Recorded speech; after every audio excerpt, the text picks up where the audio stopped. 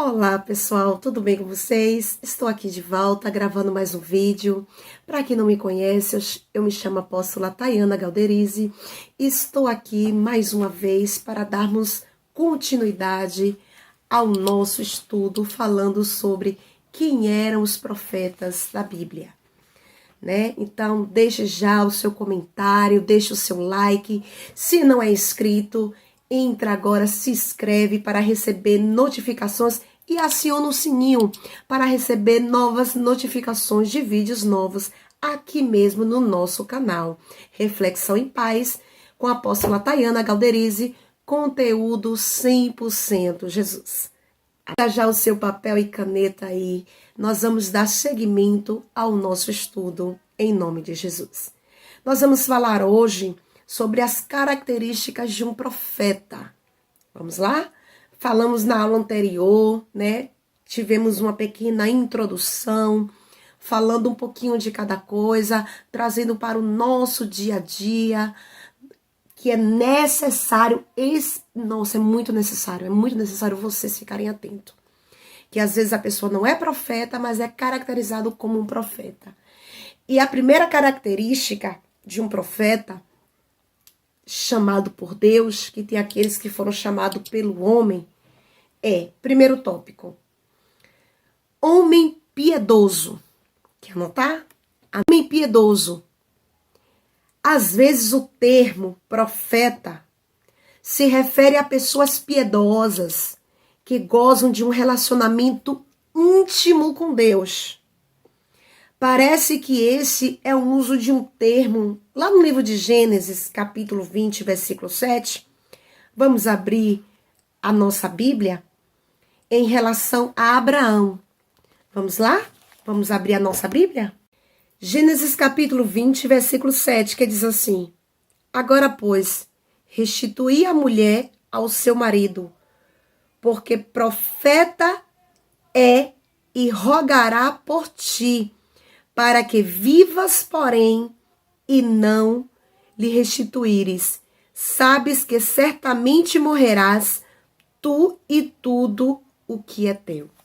Olha aí a característica de Abraão como profeta.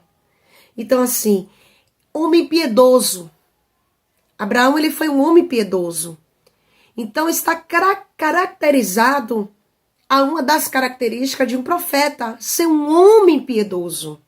Então, creio eu que a partir de hoje em diante, você vai rever os seus conceitos, não vai chamar qualquer um de profeta, porque profeta que é profeta, primeiramente ele é chamado por Deus e não pelos homens. Então, assim, um profeta, ele tem que ser piedoso, ele tem que ter um relacionamento íntimo com Deus. Ele tem que ter essa relação íntima com Deus, creio eu, na minha concepção, né? O pouco que eu estudo, que eu sempre digo que eu sei muito pouco, que eu preciso aprender mais a cada dia, é ter uma vida dedicada de oração, é ter uma vida íntima com Deus, é ter uma aproximação com Deus. Não existe relacionamento entre homem e Deus se não tiver oração.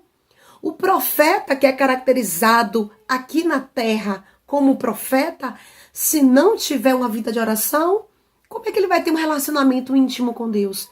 Que se é através da oração. Vocês estão dando para poder entender?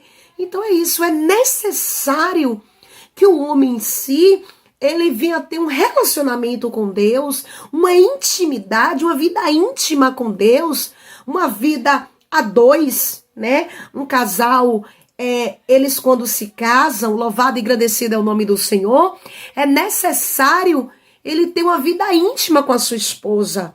Como é que ele vai conhecer a sua esposa se ele não tem aquela intimidade com a sua esposa? Então é isso. Quando há um casamento entre duas pessoas, entre o homem e a mulher, ele ali automaticamente, ele quer ter uma vida íntima, uma vida a dois, né? Com a sua esposa ou com o seu esposo. Isso. Então, com Deus não é diferente. O relacionamento, o que vai aproximar o homem, o ser humano, de Deus, para ter a intimidade, para ter aquele diálogo, para ter aquela proximidade, é a oração. Então é necessário que o profeta ele tenha vida de oração. É necessário que o profeta tenha comunhão com Deus. Então, assim, nós vamos agora para o próximo tópico, que é o tópico 2, que fala sobre homem de Deus. Bom, o ponto 2 é homem de Deus. Muitas vezes os profetas eram chamados homem de Deus, como em Deuteronômio 33:1 e 1 Reis, capítulo 13. O uso desse termo enfatiza a diferença de caráter entre o profeta e as demais pessoas. Hoje, a gente ouve muitas pessoas dizer: Pai, ser homem de Deus, Pai, ser mulher de Deus. E nem sempre aquelas pessoas que nós estamos enfatizando homem e mulher de Deus são verdadeiramente homens e mulheres de Deus. Como é isso, irmã? Até então eu vejo, não tem nada que venha denegrir a imagem ou a vida daquela pessoa, homem de Deus. Vamos lá, a gente vai chegar lá. Isso a gente vê de uma maneira que a mulher sunamita, quem lembra dessa passagem da mulher sunamita, que falou do profeta Eliseu: vejo que este que passa sempre por nós é santo homem de Deus. Por que aquela mulher sunamita está lá no livro de 2 Reis, capítulo 4, versículo 9? Porque aquela mulher sunamita achou, deduziu que aquele homem que sempre passa ali por ela, ou por eles, que era o esposo de ela, era um santo homem de Deus. Pelas vestes, pela barba, pela cor da pele, pela postura, ou pelo testemunho. Então, assim, o testemunho, amados e amadas do Senhor, conta muito. O testemunho fala muito em relação a isso. E às vezes nós queremos dar testemunho dentro da igreja e dentro dos nossos lares nós não queremos dar esse testemunho. Nós dentro da nossa casa, no nosso trabalho, na nossa faculdade, no meio da nossa vizinhança, nós queremos ser outras pessoas. Então aquilo que você é dentro da igreja, seja onde você for, na casa da sua família, no meio da sua parentela, dentro da sua casa, no meio da sua vizinhança, dentro da sua faculdade, dentro do meio do convívio das suas escolas, no meio dos seus amigos, você tem que ser a mesma coisa. Quem tem que te aceitar, não é você que tem que se enquadrar, se adequar ao ambiente que você vive. São as pessoas que querem estar próximas a vocês que tem que se habituar, se adequar à serva e o servo de Deus que você é. Porque Eliseu, ele não mudou. Eliseu, ele continuou sendo o servo do Senhor, sendo o profeta de Deus. Se ia para levar a mensagem, profeta de Deus. Se ia passando por uma determinada cidade, profeta de Deus. Se ia orar, profeta de Deus. Aonde ele ia, ele era caracterizado como homem de Deus. E hoje, todo mundo está generalizando, homem de Deus, mulher de Deus. E nem sempre essas pessoas são homens e mulheres de Deus. Deu aí para poder entender essa segunda característica de um profeta. Ele tem que ser chamado por Deus, ser homem piedoso e ser homem de Deus. Entendeu aí? O terceiro tópico, se vocês quiserem anotar, o terceiro tópico da nossa aula é um orador a quem foi confiada a missão. É o que eu falei lá no começozinho da aula, que um profeta, ele tem que ser um orador, ele tem que ter uma vida de oração. A vida dele, a caminhada dele tem que ser regada de oração. A quem foi confiada uma missão. Todo profeta, ele tem uma missão. O profeta, quando chega em determinado lugar, eu vou ser sincera a vocês. Ele sabe o que foi fazer ali. Ele sabe para que ele foi ali naquele determinado lugar. Um profeta, ele não vai para um lugar por ir. Ah, eu vim aqui, mas não sei por quê. Tira. Todo profeta, quando vai em determinado lugar, Deus já falou, já ministrou o que vai ser feito ali naquele determinado lugar. Então, nós notemos que quando Deus chamou Moisés para ser um instrumento divino na libertação do seu povo, Arão foi designado como profeta. Em outras palavras, seu porta-voz. Vê que constituí como Deus sobre Faraó, e Arão, teu irmão, será teu profeta. Está lá no livro de Êxodo, capítulo 7, versículo 1. Então, assim, se Deus ele te confirmou, se ele te confiou essa missão honrosa, honrada, missão abençoada, sinta-se privilegiado. Sinta-se privilegiada. Deus, ele não chama ninguém, ele não escolhe o profeta a dedo. Ele não faz unidunide, salameliguei, o escolhido foi você. Não, não é assim. Com Deus não é assim que funciona. O homem diz assim, eu senti de Deus. Eu senti no meu coração. Mas Deus não sente no coração. Deus, ele faz. Deus, ele executa. Então, assim, Deus é o mesmo. Mesmo de antigamente, lá no Antigo e Novo Testamento, é o mesmo Deus de hoje, do século 21. São as pessoas que mudam, são as pessoas que têm os pensamentos diferentes, são pessoas que adoram a Deus de maneiras diferentes, mas o Deus, ele continua sendo único. O Deus é o mesmo ontem, hoje e será eternamente. Então, assim, tem que ter a chamada por Deus. Tem que ser chamado por Deus. Um profeta, ele não pode dizer assim, eu sou profeta. Por que você é profeta? Porque eu sou profeta. As pessoas me chamam de profeta, então eu sou profeta. Então, tem que ter essa chamada.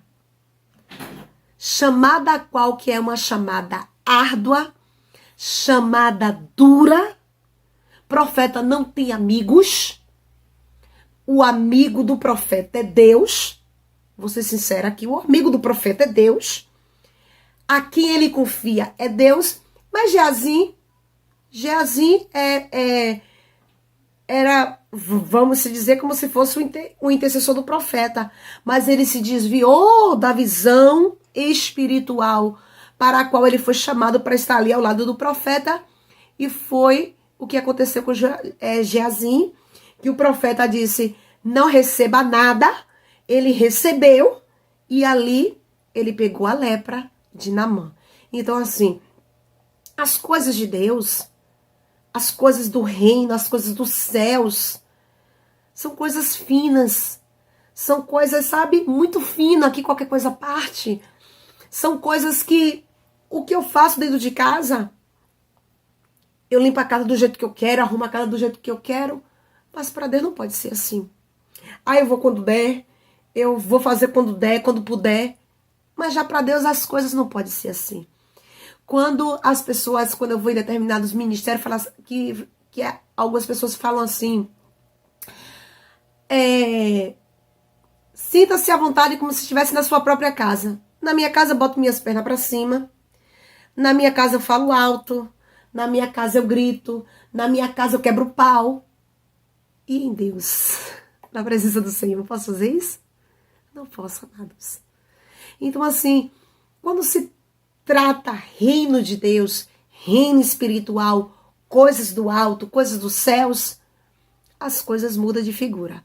Então, o homem, ele tem que ter a chamada por Deus, tem que ser chamado por Deus, tem que ser homem piedoso, tem que ser homem de verdade de Deus. Não pode ser só de boca, não pode ser só de lábios. O homem não pode ser só piedoso, só de boca, de lábios.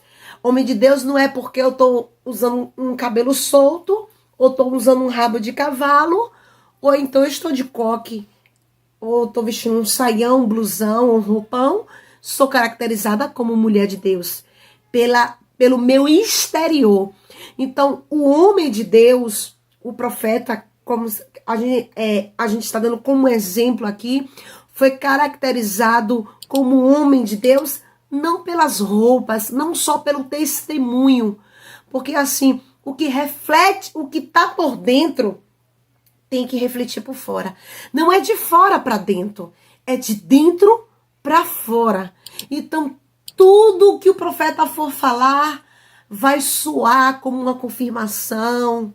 As pessoas vão sentir que é Deus, vai haver testificação e não vai haver dúvida. Amém? Então, o terceiro tópico é ser um orador a quem foi confiada a uma missão também, né? Então, assim, as características de um profeta tem que ter a chamada por Deus, tem que ser um homem piedoso, tem que ser homem de Deus e um orador a quem foi confiada a missão. Todo profeta tem uma missão. O profeta não foi chamado para ficar de cara limpa, ficar o tempo todo dando risada, ficar desapercebido, né? Então, todo profeta, ele tem que ser um orador a quem foi confiada essa missão. Amém, amados? Então, deixo aqui, vocês podem deixar os seus comentários aí abaixo desse vídeo, dá o seu like de gostei, se inscreva nesse canal se vocês não forem inscritos. Então é isso. Deus te chamou para ser profeta? Toma posição, se posiciona, pede para Deus formar o seu caráter, forjar o seu caráter, te quebrar, te fazer para ser um novo vaso perante a presença do Senhor. Amém? Então eu te espero aqui no próximo vídeo, né? Compartilhe esse vídeo com alguém que esteja precisando, necessitando, que tem dúvidas, que queiram aprender com Deus. Porque vocês aprendem comigo e eu aprendo com vocês, em nome de Jesus. Amém? Até a próxima. Que a graça do Senhor esteja com todos vocês. Amém. E graças a Deus. Um forte abraço.